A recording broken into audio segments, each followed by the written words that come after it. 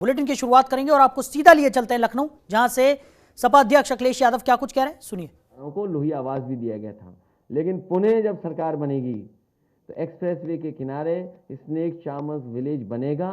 साथ ही साथ ऐसे परिवार जो ऐसे गरीब जिनकी जातियों के नाम पे ही गरीबी दिखाई देती है, जात के आधार पे ही बहुत गरीब है, उन परिवारों को 100% समाजवादी पेंशन से जोड़ने का काम समाजवादी सरकार में होगा। एक बार फिर मैं प्रेस के लोगों का धन्यवाद देता हूं और दोबारा कहता हूं कि समाजवादी पेंशन योजना शुरू होगी। इस बार 6,000 साल नहीं मिलेगा, इस बार 18,000 रुपए साल मिलेगा। और मैं अपने ऑपरेटरों से कहूंगा कि अगर पुराना ऐड उन्हें मिल गया हो, क्योंकि प्रेस में उस ऐड से शुरू करना चाहता था, वो ऐड जरूर चलाएं और उसके बाद प्रेस साल के 6,000 और महीने के 500। ये सिर्फ रुपए नहीं है, किसी मजबूर बेसहारा के घर में इन्हीं से रोटी की खुशबू है आई, और कभी यही बन जाते हैं दवाई। समाजवादी पेंशन योजना में 500 रुपए की मासिक धनराशि के साथ परिवार सदस्यों और खासकर बच्चों और विकलांग सदस्यों को शिक्षा और स्वास्थ्य संबंधी लाभ दिए जाते हैं। समाजवादी पेंशन के पैसे जब पूरे के पूरे इनके हाथों में आते हैं तो इनकी कमजोरी में इनकी ताकत बन जाते हैं।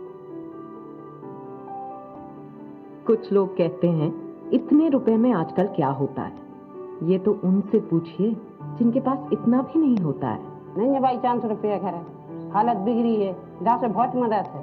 माना आज के हिसाब से ये कुछ कम है, लेकिन किसी ने इतना भी सोचा और कर भी दिखाया, ये क्या कम है?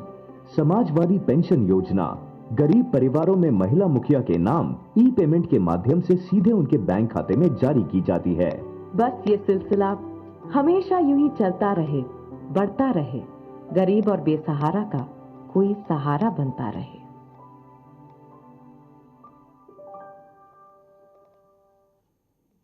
इस ऐड के माध्यम से ये भी मैं बताना चाहता था कि सबसे ज्यादा अकाउंट अगर किसी ने उत्तर प्रदेश में खुलवाए थे तो समाजवादी सरकार ने। साथ ही साथ सबसे ज्यादा ब्रांचेस बैंकों की अगर किसी ने खुलवाई थी तो समाजवादी सरकार में। और सबसे पहले सबसे ज्यादा डीबीटी सिस्टम से अकाउंट में सीधा पैसा पहुंचाने का काम भी समाजवादी सरकार में हुआ है। लेकिन झूठों से कैसे मुकाबला करें, ये सबसे बड़ा सवाल है।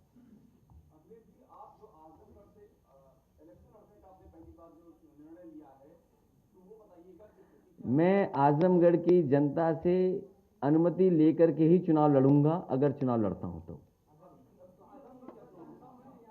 नहीं, आजमगढ़ की जनता से अनुमति इसलिए लेनी पड़ेगी, वहां के लोगों ने मुझे जिताया है।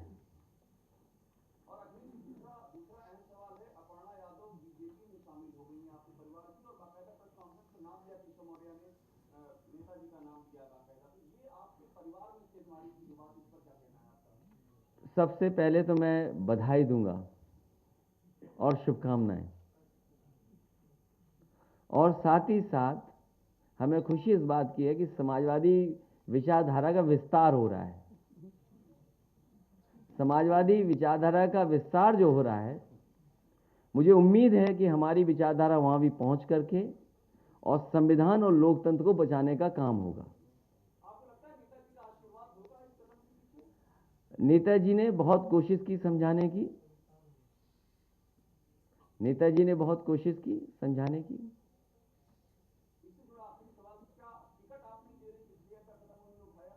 टिकट अभी पूरे नहीं बटे हैं, और टिकट किसको मिलना है किसको नहीं मिलेगा, ये क्षेत्र और जनता पर निर्भर करता है, और हमारी इंटरनल सर्वे रिपोर्ट पे भी निर्भर करता है।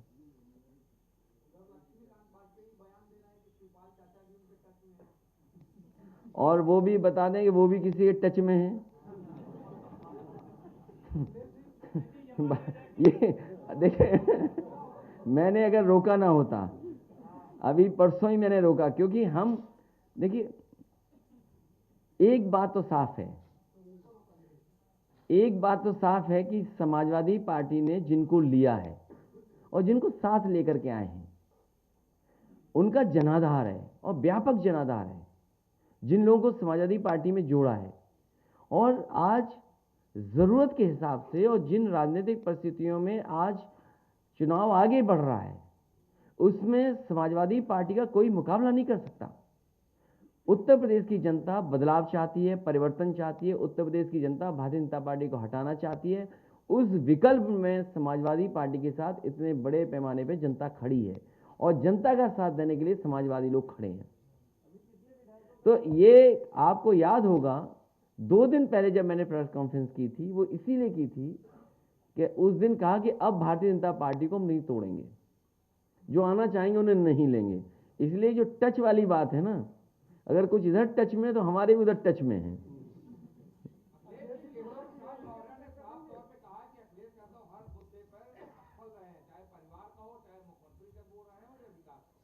उनका एक प्रिय काम था जानवर की स्वस्थ रखना। एक जमाने में उनका बहुत प्रिय काम था ये। पूरे उत्तर प्रदेश के जानवर आज भूखे हैं, खासकर गाय मां। आप में से पत्रकार साथी किसी गांव चले जाइए, आप गाय मां भूखी हैं, और जो गाय मां को भूखा रखता है उससे पाप पड़ेगा। इस बार भारतीय जनता पार्टी पे गाय मां का पाप पड़ने जा रहा है। अभी टच वाली बात चल रही है कौन किसके टच में है।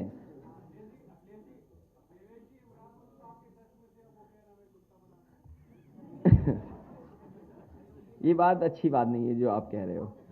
राजनीति में परिस्थितियों के हिसाब से नहीं, वो ठीक है, ठीक बात है जो आप कह रहे हो। मैं समझ गया बात को, मैं बात समझ गया, लेकिन यहां मत कहिए ये बात। नहीं, यहां मत कहिए।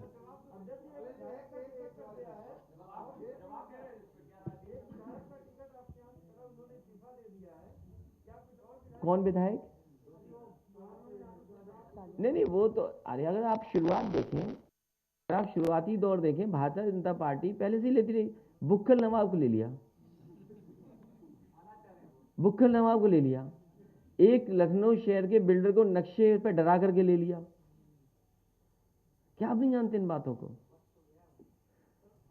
नहीं, पेमेंट के लिए, पेमेंट के लिए बचने के पेमेंट के लिए। वहां कहाँ बुक्खल नवाब जेल जा रहे थे बताइए?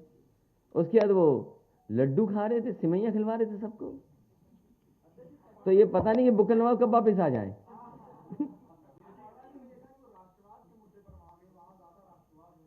देखिए, मैं समाजवादी पार्टी में, और आपको जानकर के खुशी होगी और आप इस बात को जानते हैं, मैं खुद मिलिट्री स्कूल में पढ़ा हूं, धौलपुर मिलिट्री स्कूल। और कभी कंफ्यूज मत होना मिलिट्री स्कूल और सैनिक स्कूल में। जो मिलिट्री स्कूल हैं वो सेंट्रल गवर्नमेंट से चलते हैं, सैनिक स्कूल हैं वो स्टेट गवर्नमेंट चलाती है, जिसमें फंड सेंटर के भी मिलते हैं। मिलिट्री स्कूल में बचपन से लेकर के मैंने 7 साल गुजारे हैं। आज भी पूरे देश की सीमा उठा करके देख लीजिए, कहीं ना कहीं मिलिट्री स्कूल का पढ़ा हुआ ऑफिसर वहां पर लगा खड़ा मिलेगा आपको।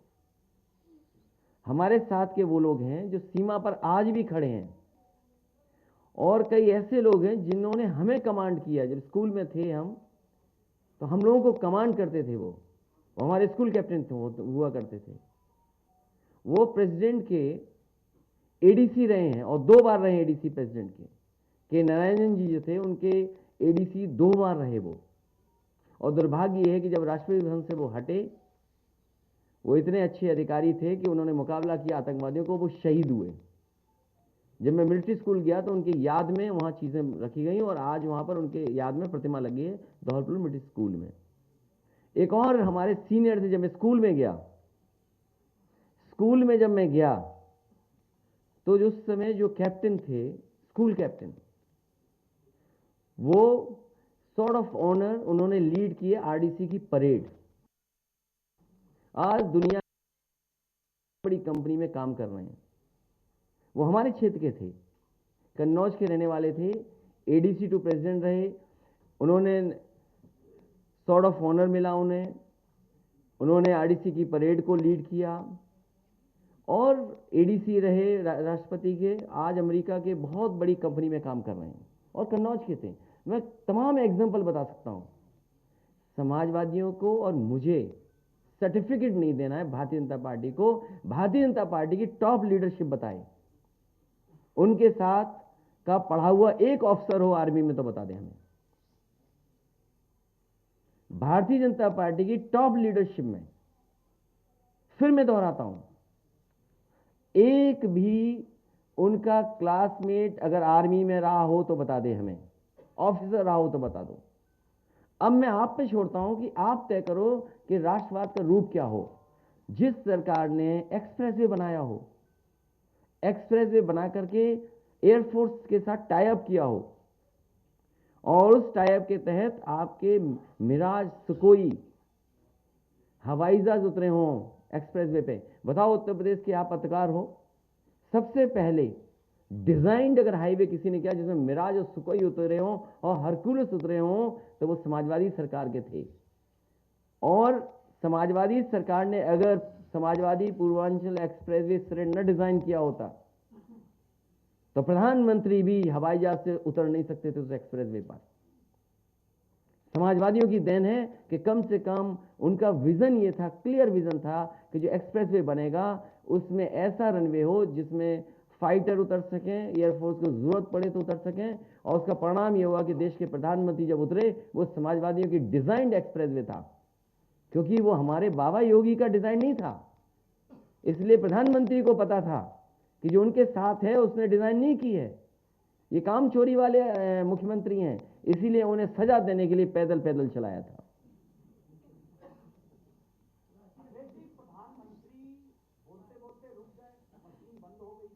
अगली बार हम भी दोहे, कविताएं, शायरी इसी तरह पढ़ा करेंगे और उम्मीद करेंगे हमारी मशीन न रुके।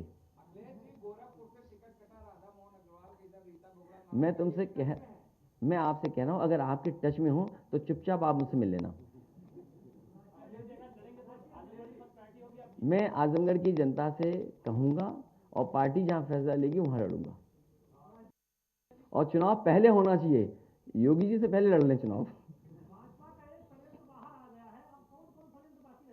कुछ भी हो सकता है, कुछ भी हो सकता है। यहां पुड़िया निकल सकती है तुम्हारी सीट पर, हालांकि ये समाजवादी पार्टी का कार्यालय है, यहां नहीं निकलेगी।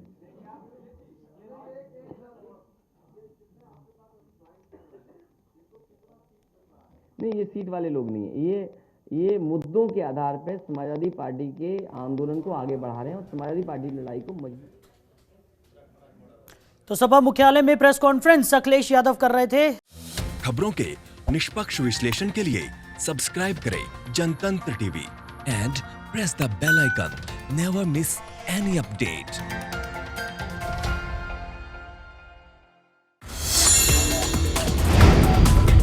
Download the Janatantra TV app, available on Google Play and App Store. Download it now.